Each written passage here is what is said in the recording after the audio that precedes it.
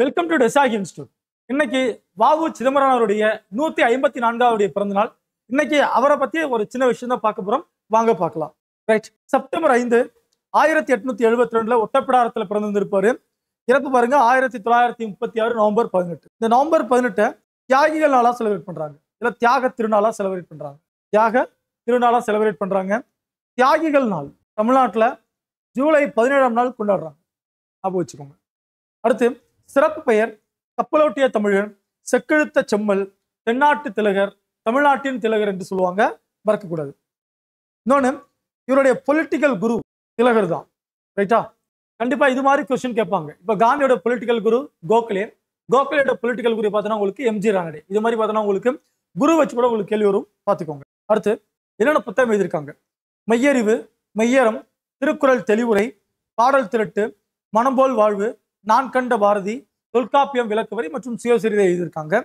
மாத இதழ் பார்த்தோன்னா விவேகபானம். அடுத்து இந்து நேசன் ஆரம்பிச்சிருக்காங்க. ரைட். வஉசியும் காங்கிரஸும் இவர் 1905 தான் பார்த்தோன்னா உங்களுக்கு காங்கிரஸ்ல உள்ள வர்றாரு. காரணம் வங்காள பிரிவினை. வங்க பிரிவினை 1905 அக்டோபர் 16ஆம் தேதி பார்த்தோன்னா உங்களுக்கு கொண்டு வந்திருப்பாங்க. இது யார் கொண்டு வராங்க பார்த்தோன்னா உங்களுக்கு லார்ட் கர்சன் அவர்கள் கொண்டு வந்திருப்பாங்க. லார்ட் கர்சன் கொண்டு வந்திருப்பாங்க. அனௌன்ஸ்மெண்ட் பண்ணது பார்த்தோன்னா உங்களுக்கு ஜூலை 19 1905. அனௌன்ஸ் பண்ண உடனே சுரேந்திரநாத் பானர்ஜி என்ன பண்றாங்க அப்படின்னாக்க ஆகஸ்ட் 7 1905 கல்கத்தாவில் இருக்கக்கூடிய டவுன் ஹால் அப்படிங்கிற இடத்துல எல்லாத்தையும் கூட்டி இதை சுதேசி நாளா வந்துனாக்க என்ன பண்றாங்க, சுதேசி இயக்கத்தை ஸ்டார்ட் பண்ணியிருப்பாங்க. அப்போ சுதேசி இயக்கம் எப்போ ஸ்டார்ட் பண்ணாங்கனாக்க ஆகஸ்ட் 7 1905. அப்போ இந்த வங்க பிரிவினைக்கு தான் என்ன பண்றாரு, காங்கிரஸ்குள்ள சேர்றதுக்கு ஒரு என்ன சொல்லுவாங்க, ஒரு உந்துதலா இருந்துச்சுன்னு சொல்றாங்க. 1906 கல்கத்தா செஷன்ல தாதாபாய் நவ்ரோஜி தலைமையில வந்து பார்த்தோன்னா உங்களுக்கு கூட்டம் நடந்திருக்கும். இந்த காங்கிரஸ் கூட வந்து பார்த்தோன்னா ஒரு 2 முக்கியமான விஷயத்தை தெரிஞ்சுக்கணும். ஒன்று, மாடரேட்ஸ் வர்சஸ் எக்ஸ்ட்ரீமிஸ்ட் படிச்சிருப்போம். இதுல வந்து பார்த்தோன்னா உங்களுக்கு தலைவரா திலகர், அப்படி இல்லைனாக்க லாலா லஜ்பத் ராயை கொண்டு வரணும் அப்படின்னு பேசியிருந்திருப்பாங்க. கடைசியா தாதா நவ்ரோஜி கொண்டு வந்திருப்பாங்க. இவர் வந்து பார்த்தோன்னா உங்களுக்கு கிராண்ட் ஓல்ட்மேன் ஆஃப் இந்தியா அப்படின்னு சொல்லுவாங்க. அண்ணன் பார்த்தோன்னா இவரை என்ன சொல்றாங்க அப்படின்னாக்க சுயராஜ்யம் அப்படிங்கிற கருத்து அந்த இடத்துல பேசவும் வச்சிருப்பாங்க. அப்போ வந்து சுயராஜ்யம் எனது பிறப்புரிமை அப்படின்னு சொல்றது வந்து பார்த்தோன்னா திலகர் தான். ஆனா அந்த கருத்தை தாதாபாய் நவ்ரோஜியை பேச வச்சது பார்த்தோன்னா இந்த செஷன்ல தான்.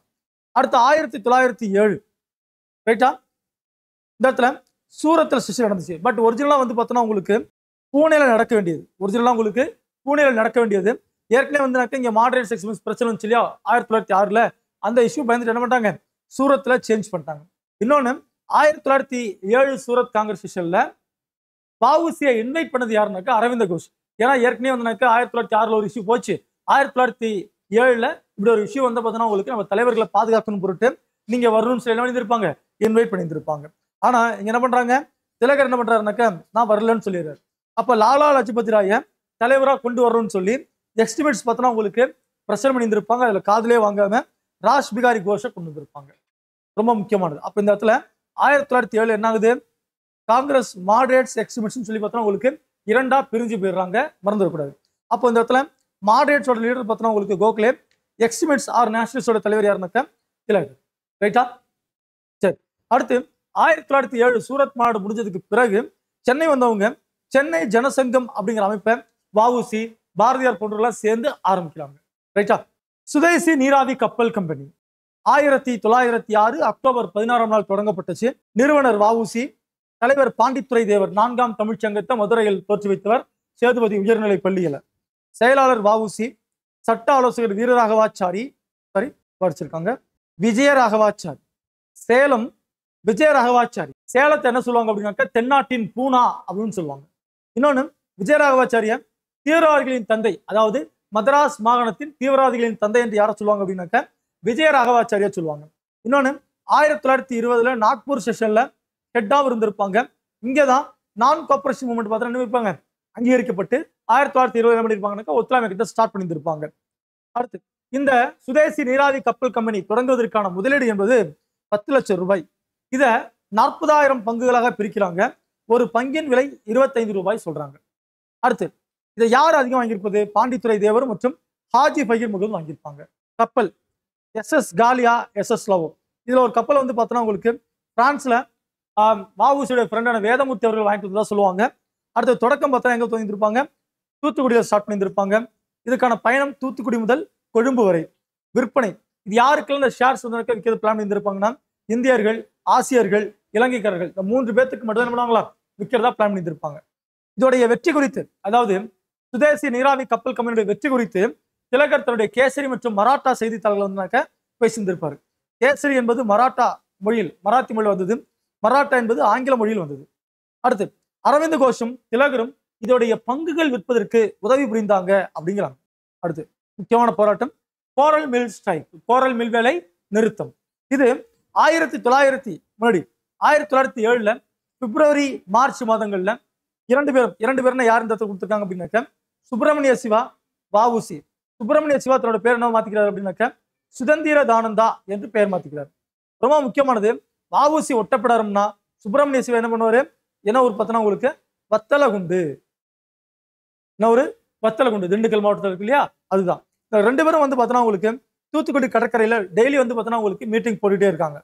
அதனால இவங்க கோரல் மில் ஸ்ட்ரைக் இருக்காங்க இல்லையா, அவங்க எல்லாருமே 1908 மார்ச் மாதம் தங்களுடைய வேலை நிறுத்தத்தை இருந்தாங்க. ஏன் வேலை நிறுத்தம் பண்ணணும்? அங்க அதிகமான பணிச்சுமை இருக்கு, ஓய்வு நேரம் கிடையாது, தினமும் வேலைக்கு வரணும். அப்புறம் வந்து சாப்பாடுக்கான இடைவெளி வந்து ரொம்ப குறைவா இருக்கு. இதெல்லாம் முன்னிறுத்தி என்ன பண்றாங்க, அவங்க வேலை நிறுத்தத்துல ஈடுபடுறாங்க. அடுத்து இந்த வேலை நிறுத்தம் பார்த்தோன்னா உங்களுக்கு பயங்கரமா வந்து வெற்றி ஆயிருது. அதை பாராட்டி அரவிந்த் கோஷோட வந்தே மாதரம் இதெல்லாம் பேசுறாரு. எப்படி பேசுறாரு பாருங்க. கற்றறிந்த மக்களுக்கும் பொதுமக்களுக்கும் இடையே கற்றறிந்த பொதுமக்களுக்கும் இடையே கற்றறிந்த மக்களுக்கும் பொதுமக்களுக்கும் இடையே ஒரு இணைப்பை உருவாக்கி உள்ளது. அதுவே சுயராஜ்யத்தை நோக்கி எடுத்து வைக்கப்பட்ட உன்னதமான முதலடியாகும். இந்திய தொழிலாளியின் ஒவ்வொரு வெற்றியும் நாட்டிற்கு கிடைத்த வெற்றி என்று அரவிந்த் கோஷ் தன்னுடைய வந்தே மாதரம் இதழில் விழாரம் சொல்லியிருக்கார். அடுத்து திருநெல்வேலி கிளர்ச்சி. இது எப்படி வந்துச்சு அப்படின்னாக்க வஉசி, சுப்பிரமணிய சிவா இவங்க ரெண்டு பேரும் பிபின் சந்திரபாலுடைய விடுதலையை சுதேசி தினமா செலிப்ரேட் பண்ணியிருந்திருப்பாங்க. அதுக்கு முன்னாடி கலெக்டர் பிஞ்ச் என்ன பண்றாருன்னா ரெண்டு பேரும் சந்திக்க வர செய்திருப்பாரு. சந்திக்க வரும்போது என்ன பண்றாங்கன்னாக்க அரசு செய்யப்பட்டிருந்திருப்பாங்க. அவங்க ரெண்டு பேரும் அரசு செய்யப்பட்டதால தான் திருநெல்வேலி கிளர்ச்சி உங்களுக்கு ஏற்பட்டு. திருநெல்வேலியிலும் தூத்துக்குடியிலும் நூற்பாலை தொழிலாளர்களை அணி திரட்டுவதில் வஉசி சுப்பிரமணிய சிவா தோளோடு நின்றார். 1908 ஐரோப்பியருக்கு சொந்தமான கோரல் நூற்பாலையில் நடைபெற்ற வேலைநிறுத்தத்திற்கு தலைமை தாங்கினார். அப்ப ஏற்கனவே சொன்ன ஸ்டோரி தான் இங்க கொடுத்திருக்காங்க. அடுத்து இந்த நிகழ்வு நடைபெறும் போதே அதே சமயத்துல பிபின் சந்திரபால் விடுதலை செய்யப்பட்டிருப்பார். பின் விடுதலை செய்யப்பட்டதை கொண்டாடுவதற்காக பொதுக்கூட்டம் ஏற்பாடு செய்வதற்காக வஉசியும் சிவாவும் கைது செய்யப்பட்டாங்க. குறிப்பா பிபின் சந்திரபால் விடுதலையானது என்ன சொல்லுவாங்க சுதேசி தினம்னு சொல்லுவாங்க. ரைட். அடுத்து இந்த நிகழ்வு நடைபெற்றும் பொழுது பிபின் சந்திரபால் இருக்கார் இல்லையா, ஃபாதர் ஆஃப் ரெவல்யூஷனரி தாட் அப்படின்னு சொல்லுவாங்க. ஃபாதர் ஆஃப் ரெவல்யூஷனரி தாட்ஸ், புரட்சிகர எண்ணங்களின் தந்தை என்று சொல்லுவாங்க. யார? பிபின் சந்திரபால். இந்த நேரத்தில் என்ன பண்றாரு, அவரு விடுதலை ஆகிறாரு. அவர் விடுதலை ஆகிறது என்ன பண்றாங்க, சுதேசி தினமா செலிப்ரேட் பண்றதுக்கு பிளான் பண்ணியிருப்பாங்க. ரைட்டா. அடுத்து அதான் இப்ப பேசியிருக்கேன் பாருங்க. 6 மாத சிறை தண்டனைக்கு பிறகு பிபின் சந்திரபால் 1907 மார்ச் 9 விடுதலை செய்யப்பட்டார். அந்நாளை தமிழ்நாட்டு சுதேசி இயக்க தலைவர்கள் சுதேசி தினமாக திருநெல்வேலியில் கொண்டாட முடிவு செய்தனர். அரசு நிர்வாகம் அனுமதி மறுத்ததை மீறி வஉசி, சுப்பிரமணிய சிவா, பத்மநாபர் ஆகியோர் செயல்பட்டனர். அவர்கள் 1908 மார்ச் 12 தேச துரோக குற்றத்திற்காக கைது செய்யப்பட்டிருப்பாங்க. ஏற்கனவே சொன்னோம் இல்லையா, இந்த இடத்துல பத்மநாப ஐயர் பேர் மட்டும் சொல்லவே இல்லை. ரைட். அடுத்து 1908 ஜூலை 7 வஉசியும் சுப்பிரமணிய சிவாவும் பார்த்தீங்கன்னா உங்களுக்கு குற்றம் செஞ்சாங்க அனௌன்ஸ் பண்ணப்பட்டு என்ன பண்றாங்க, ஜெயில வைக்கிறாங்க. இதுல சுப்பிரமணிய சிவாவிற்கு 10 ஆண்டுகள் சிறை தண்டனை, வஉசிக்கு 40 ஆண்டுகள். அதை மக்களை வந்து சுதந்திரத்துக்கு அழைத்தாருங்கிறதுக்காக பார்த்தோன்னா உங்களுக்கு 20 ஆண்டுகளும், சுப்பிரமணிய சிவாவிற்கு ஹெல்ப் பண்ணாருன்னு சொல்லிட்டு ஒரு 20 ஆண்டுகள். அப்ப இரட்டை ஆயுள் தண்டனை, மொத்தம் 40 ஆண்டுகள். இதை மேல்முறையீட்டு பண்ணும்போது 6 ஆண்டுகளா வந்து குறைச்சிதான் சொல்றாங்க. அடுத்து இதை தீர்ப்பு வழங்கியவர் யாருன்னாக்க நீதிபதி பின்ஹே. நவம்பர் 4 1908 தீர்ப்பு வாசிந்திருப்பாங்க. இந்த வஉசி, சுப்பிரமணிய சிவா இந்த அரசுக்கு பின்னால் இருந்தவர் யாருன்னாக்க ஆஷ் துரை. ரைட்டா. இவர் தான் பார்த்தோன்னா உங்களுக்கு பேக்ரவுண்ட்ல இருந்திருப்பாங்க. ரைட். அடுத்து விடுதலைக்கு பிறகு சுதேசி தர்ம சங்க நெசவாளர்களின் சங்கம், சுதேசி கூட்டுறவு அங்காடிகள் என்ன பண்றாரு, தூத்துக்குடியை உங்களுக்கு ஆரம்பிச்சிருப்பாரு. அடுத்து ஸ்டாலின் ஸ்டீமர் கம்பெனியை வந்து என்ன பண்றாரு, வாடகை எடுத்து பார்த்தோன்னா ரன் பண்ணியிருப்பாரு. சுயராஜ்ய சிங்கம் என்று பிபின் சந்திரபால் அழைத்தவர் யார் பார்த்தோன்னா உங்களுக்கு வஉசி. ரைட்டா. அடுத்து 1906 வஉசி பாரதியாரை சென்னையில வந்து செஞ்சிருப்பாரு, சென்னையில சந்திச்சிருப்பாரு. அப்போ வந்து அந்த தாக்கத்தின் விளைவாக ஒரு ஸ்டேட்மெண்ட் சொல்றாரு. என்ன சொல்றாரு பாருங்க, என் உள்ளத்தில் மின்மணி பூச்சி போல் ஒளிந்து கொண்டிருந்த தேசாபிமான நெருப்பு விளக்கு போல் ஒளிரவிட்டு பிரகாசித்தது அப்படிங்கிற ஸ்டேட்மெண்ட்டை பிஓசி வைக்கிறார். ரைட். அடுத்து இவரை பத்தி ஒரு கொஸ்டின் வச்சிருக்க, ஒரு 4 கொஸ்டின் இருக்கு, பார்க்கலாம் வாங்க.